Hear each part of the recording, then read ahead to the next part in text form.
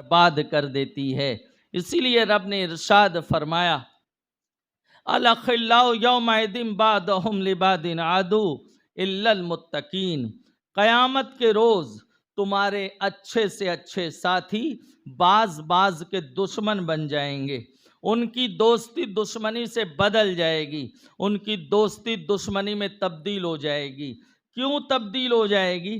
وجہ یہ ہے وہ ہمارے تو پسندیدہ تھے لیکن اللہ اور اس کے رسول کو پسند نہ تھے، وہ ہمارے تو محبوب تھے لیکن اللہ عز و جل شانہ اور اس کے محبوب علیہ الصلاۃ و تسلیم کی بارگاہ میں وہ محبوب نہ تھے، وہ فسق و فجور والے، وہ عریانیت والے، وہ بے حیائی والے، وہ فواحشات والے، وہ ناچ گانے والے، ماد اللہ ایسے لوگوں کی دوستی انسان کے لیے قیامت کے روز دشمنی کا سبب بن جائے گی۔ وہ دنیا میں جتنے گہرے ساتھی تھے، جتنے قریبی تھے، اللہ اکبر، وہ اتنے گہرے قیامت کے روز اتنے بڑے دشمن بن جائیں گے۔ ہاں کچھ لوگوں کی دوستی ضرور کام آئے گی۔ وہ کن لوگوں کی دوستی کام آئے گی؟ تو رب نے فرمایا الا المتقین، متقیوں کا ساتھ کام آئے گا، پرہیزگاروں کی دوستی کام آئے گی، تقوی شعاروں کی دوستی کام آئے گی۔ متقی کی دوستی کیوں نہ کام آئے؟ جو متقی ہوتا ہے ان اکرمکم عند اللہ اتقاکم، تم میں اللہ سے زیادہ قریب وہ ہے جو اللہ سے زیادہ ڈرنے والا ہے۔ جو متقی ہوتا ہے وہ رب سے قریب ہوتا ہے، تو جو متقی سے قریب ہوگا، متقیوں سے قریب ہوگا، اللہ کے رضا والوں سے قریب ہوگا، اللہ اکبر، چونکہ وہ اللہ سے قریب ہے تو وہ بندہ اسے بھی اپنے رب سے قریب کر دے گا۔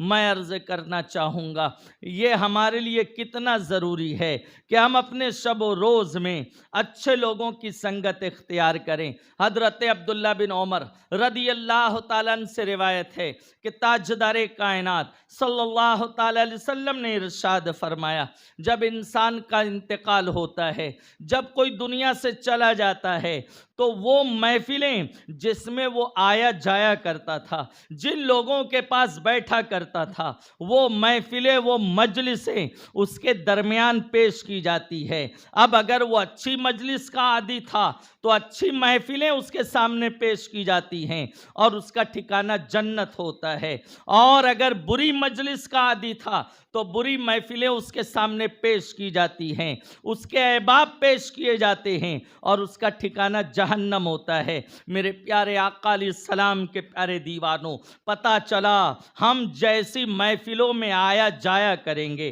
ہم جیسی مجالس کی بیٹھک اختیار کریں گے، اگر کوئی ماد اللہ رب العالمین جوئے بازوں کی مجلس میں آیا جایا کرے گا تو اس کے سامنے وہی محفلیں اور وہی احباب پیش کیے جائیں گے۔ کوئی شراب کے میخانوں میں آیا جایا کرے گا تو اس کے سامنے وہی اور اس کے وہی احباب پیش کیے جائیں گے۔ اسی طرح سے دیگر، لیکن کوئی میلاد کی محفل میں آنا جانا رکھتا ہے، کوئی نعت و منقبت کی اور تلاوت قرآن کی محفل میں، وعظ و نصیحت کی محفل میں، ذکر و اذکار کی محفل میں اس کا آنا جانا ہے، تو حدیث پاک سے ثابت ہو گیا کہ وہی محفلیں اس کے سامنے پیش کی جائیں گی، وہی لوگ اس کے سامنے پیش کیے جائیں گے، اور یقیناً اللہ عز و جل شانہ ان کی بنیاد پر ان پہ کرم فرمائے گا، ان کی بنیاد پر ان پہ فضل فرمائے گا۔ میرے پیارے آقا علیہ الصلاۃ و تسلیم کے پیارے دیوانوں، اللہ، اسلام میں فرینڈشپ کا جو تعلق ہے،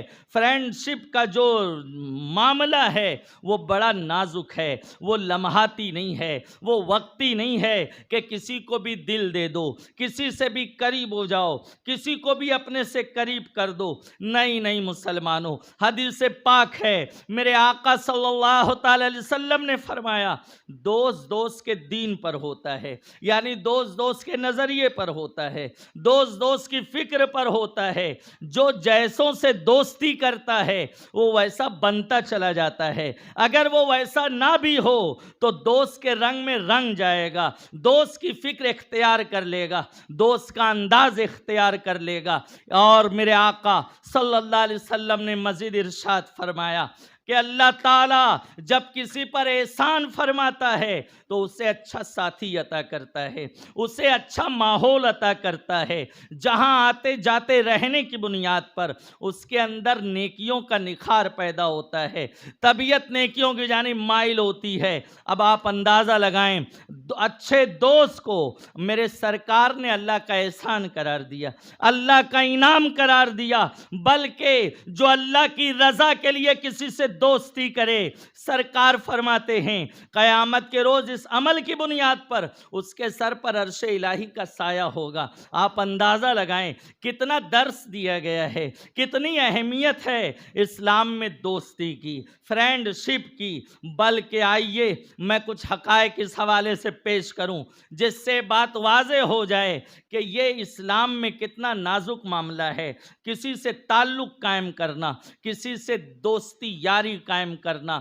علامہ ذہبی علیہ رحمہ نے کتاب الکبائر میں اس واقعے کو بیان کیا۔ وہ فرماتے ہیں جب انسان کا انتقال کا وقت قریب ہوتا ہے تو جیسے لوگوں سے اس کے تعلقات تھے، جیسے لوگوں سے اس کے مراسم تھے، اللہ اللہ اس محفل کے لوگ کی مثالی شکلیں اس کے سامنے پیش کر دی جاتی ہے۔ جب وہ انہیں دیکھتا ہے تو اسی ماحول کی بات کرتا ہے، اسی بیٹھک کی بولی بولتا ہے، اسی مجلس کا کی جو گفتگو ہوتی وہ اس کے زبان پر آتی ہے۔ انہوں نے ایک دردناک واقعہ بیان کیا ہے۔ فرماتے ہیں ایک شرابی تھا، شراب کا عادی تھا، گھر والے بہت سمجھاتے تھے لیکن باز نہ آتا تھا۔ برے شرابی دوست مل گئے تھے تو وہ بھی شرابی بن گیا تھا۔ گھر والے بہت تنبیہ کرتے تھے، دنیا آخرت کا اسے خسارے کا درس دیتے تھے لیکن ماد اللہ وہ باز نہیں آتا تھا۔ بہرحال ایک وقت وہ آیا کہ اس کا انتقال کا وقت قریب آیا، وقت رخصت قریب آیا۔ اب گھر والے چاہتے تھے ہم اسے کلمہ پڑھائیں، کلمے کی تلقین کریں۔ گھر والے کلمے کی تلقین کرتے تھے لیکن اس کی زبان پہ کلمہ جاری نہیں ہوتا تھا، اس کی زبان پہ کلمہ جاری نہیں ہوتا تھا۔ یہاں تک کہ کئی مرتبہ تلقین کرنے پر ماد اللہ اس نے انکار کر دیا، اور بلکہ روایت میں یہاں تک آیا کہ جب اسے کلمے کی تلقین کی جاتی تھی تو وہ کلمہ تو نہیں پڑھتا تھا بلکہ ماد اللہ کہتا تھا تم بھی شراب پیو، مجھے بھی شراب پلاؤ، تم بھی شراب پیو۔ لوگ اسے کلمہ پڑھانا چاہتے ہیں کہ جاتے جاتے اس کی زبان پہ کلمہ جاری ہو جائے، کیونکہ آقا علیہ السلام نے فرمایا جس کا آخری کلام لا الہ الا اللہ ہے وہ جنت کا مستحق ہو گیا، وہ نجات پا گیا۔ تو گھر والے تو یہ چاہ رہے ہیں اس کی نجات ہو جائے، اس کی زبان پہ کلمہ جاری ہو جائے، لیکن کلمہ نہیں پڑھتا ہے بلکہ کہتا ہے تم بھی شراب پیو، مجھے بھی شراب پلاؤ۔ موت کے بستر پہ شراب کی رٹ لگایا ہے، موت کے بستر پہ شراب کا مطالبہ کر رہا ہے۔ ارے کوئی کتنا ہی پاپی کیوں نہ ہو، ہاسپٹل میں زیر علاج ہے، ڈاکٹر جواب دیتا ہے، طبیعت سیریس ہوتی ہے، گھر لایا جاتا ہے تو وہ صدقہ کرتا ہے، خیرات کرتا ہے، جس کا حق مارا اس کا حق ادا کرتا ہے یا اس سے معافی چاہتا ہے، لوگوں کو راضی کرتا ہے۔ لیکن حال یہ ہے وہ موت کے بستر پہ شراب کا مطالبہ کر رہا ہے، تم بھی شراب پیو، مجھے بھی شراب پلاؤ۔ یہاں تک کہ علامہ ذہبی علیہ رحمہ فرماتے ہیں اس کا خاتمہ ایمان پہ نہ ہوا، موت کے وقت اسے کلمہ نصیب نہیں ہوا، شراب مانگتے مانگتے دنیا سے چلا گیا۔ اب آپ نے وجہ بیان کی ہے وہ کیوں شراب کا مطالبہ کر رہا تھا۔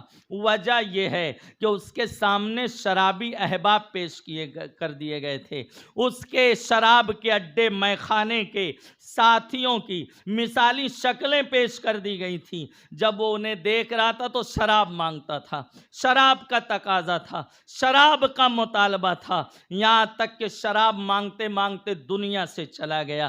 یہ واقعہ بتاتا ہے کہ اللہ اکبر، ہمارے اور آپ کے ساتھ یہ ضرور ہوگا کہ ہم جیسوں کی سنگت اختیار کریں گے، جیسوں سے محبت کریں گے، اللہ اکبر وہی لوگوں کی شکلیں ہمارے سامنے ہوں گی کہ ہم چاہیں گے کسی نچنیا کی صورت ہمارے سامنے ہو موت کے وقت، کہ ہم چاہیں گے کسی شرابی کی شکل و صورت ہمارے سامنے ہو، کسی سود خور کی ہو، کسی جواری کی ہو، اور اگر نہیں چاہے گا، کوئی مسلمان نہیں چاہے گا، تو ابھی ایسے فسق و فجور سے توبہ کرو، ایسے ماحول کو چھوڑ دو، برے دوست احباب کو چھوڑ دو۔ اور یہ بات یہیں تک نہیں ہے، بلکہ انسان اپنے رب کی بارگاہ میں پہنچے گا تو بھی اپنے دوست احباب کے ساتھ پہنچے گا۔ میرا رب سورہ زلزال میں ارشاد فرماتا ہے، یومئذ یصدر الناس اشتاتا لیروا اعمالہم۔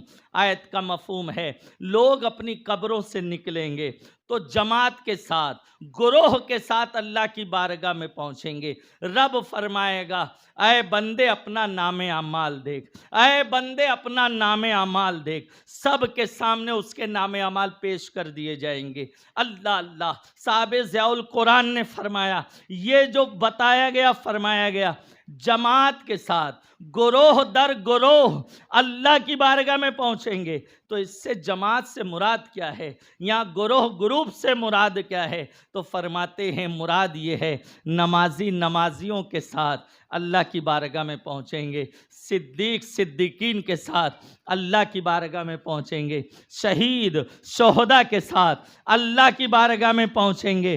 اور پھر دوسرا رخ یہ بیان کیا کہ بے نمازی بے نمازیوں کے ساتھ پہنچے گا، شرابی شرابیوں کے ساتھ پہنچے گا، زانی زانیوں کے ساتھ پہنچے گا، سود خور سود خوروں کے ساتھ اللہ کی بارگاہ میں پہنچے گا۔ وہ اپنی جماعت بدل نہ سکے گا، وہ مجرم ماد اللہ نیکوکاروں کی صف میں داخل نہ ہو سکے گا، اور کوئی ایسا چکمہ دینے کی ناپاک جتن کرے گا، کوشش کرے گا، تو وہ اس میں کامیاب نہیں ہو سکے گا۔